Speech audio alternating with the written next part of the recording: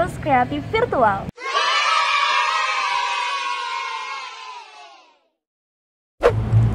Semoga Tuhan beserta kita sekarang dan selama-lamanya. Inilah Injil Tuhan kita Yesus Kristus menurut Lukas. Dimuliakanlah Tuhan. Beberapa waktu kemudian, berangkatlah Maria dan langsung berjalan ke pegunungan menuju sebuah kota di Yehuda. Di situ ia masuk ke rumah Zakaria dan memberi salam kepada Elisabet. Dan ketika Elisabet mendengar salam Maria, melonjaklah anak yang di dalam rahimnya, dan Elisabet pun penuh dengan Roh Kudus, lalu berseru dengan suara nyaring, "Diberkatilah engkau di antara semua perempuan, dan diberkatilah buah rahimmu. Siapakah aku ini sampai ibu Tuhanku datang mengunjungi aku? Sebab sesungguhnya ketika salammu sampai kepada telingaku, anak yang di dalam rahimku melonjak kegirangan. Dan berbahagialah ia yang telah percaya, sebab apa yang dikatakan kepadanya dari Tuhan akan terlaksana." Lalu kata Maria, "Jiwaku memuliakan Tuhan, dan hatiku bergembira karena Allah Juru Selamatku. Sebab ia telah memperhatikan kerendahan hambanya. Sesungguhnya mulai dari sekarang, segala keturunan akan menyebut aku berbahagia, karena Yang Maha Kuasa telah melakukan perbuatan-perbuatan besar kepadaku, dan namanya adalah kudus. Dan rahmat-Nya turun-temurun atas orang yang takut akan Dia. Ia memperlihatkan kuasa-Nya dengan perbuatan tangannya, dan mencerai-beraikan orang-orang yang congkak hatinya.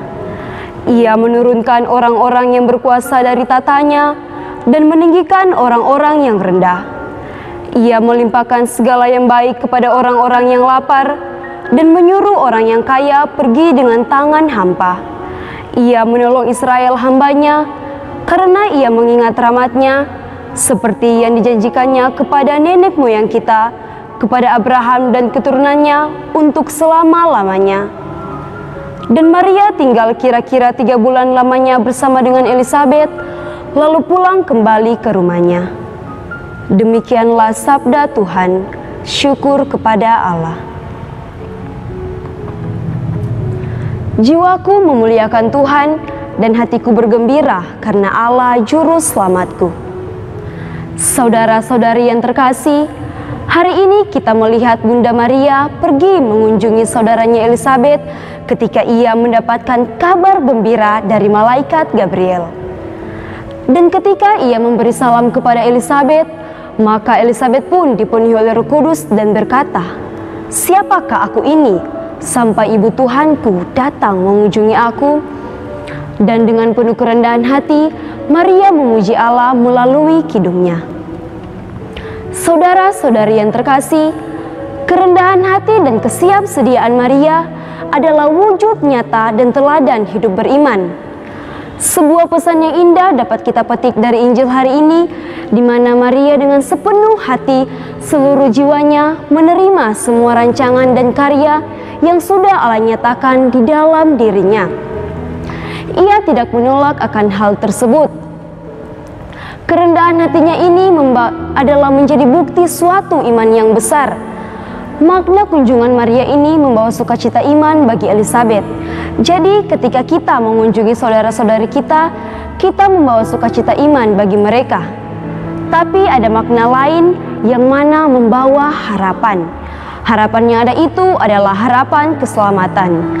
Karena Elisabet tahu kalau Maria mengandung Sang Juru Selamat. Saking bahagia akan harapan tersebut, sampai anak yang di dalam rahim Elisabet pun melonjak kegirangan. Saudara-saudari yang terkasih, dalam kehidupan sehari-hari kita pasti banyak mengalami kesulitan yang besar, sejuta rintangan. Kadangkala kita sudah tak mampu lagi untuk memikul akan rintangan dan kesulitan tersebut. Terlebih di masa pandemi ini, kita dihadapi dengan kesulitan yang sangat besar, bukan? Kita harus bertanggung jawab dan setia terhadap pekerjaan kita. Tapi kadangkala kita sudah putus asa, kita sudah menyerah akan hal tersebut. Belajar dari hal tersebut, mari kita melihat peristiwa yang dialami oleh Bunda Maria. Ketika ia tahu ia mengandung dari Roh Kudus, ia tidak menolak akan hal tersebut, melainkan ia menerima Allah di dalam dirinya, bahkan menyerahkan sepenuh hidupnya hanya kepada Allah.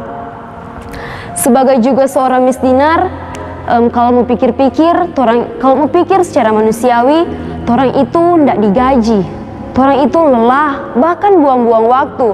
Tapi lepas dari hal tersebut, mari torang contoh peristiwa yang dialami oleh Santo Tarsisius, di mana ia rela mati ketika ia membawa sakramen Maha Kudus. Ia bahkan mati konyol.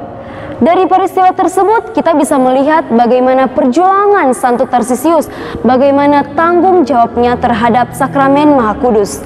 Tapi melalui misdinar juga kita bisa belajar mendalami iman kita. Saudara-saudari yang terkasih, Bunda Maria mengajarkan kita lewat kepenuhan hati, jiwa, dan semangatnya untuk menerima semua karya keselamatan itu dengan penuh kerendahan hati. Dengan kerendahan hati inilah menjadi suatu titik iman yang besar. Dan juga melalui peristiwa ini, kita diajarkan kembali untuk tidak menyerah. Kita diajarkan untuk tidak putus asa. Sebuah totalitas yang mendalam, totalitas dalam kesulitan apapun, Bunda Maria selalu siap dan teguh dalam iman. Totus tuus adalah makna indah dari Bunda Maria. Hidup, hati, dan jiwa diberikan sepenuhnya hanya kepada Allah. Dan jangan lupa untuk terus mengandalkan Tuhan dalam kehidupan kita sehari-hari. Jadi saudara-saudari yang terkasih, marilah menjalankan setiap aktivitas kita, setiap tanggung jawab, setiap pelayanan kita dengan penuh kerendahan hati. Aku menyadari aku ini milikmu Tuhan, segalanya adalah kepunyaanmu. Mari bersama-sama menjalankan hidup dengan semangat kerendahan hati. Mari melayani dengan penuh semangat dengan hidup yang totus tuus. Semoga demikian.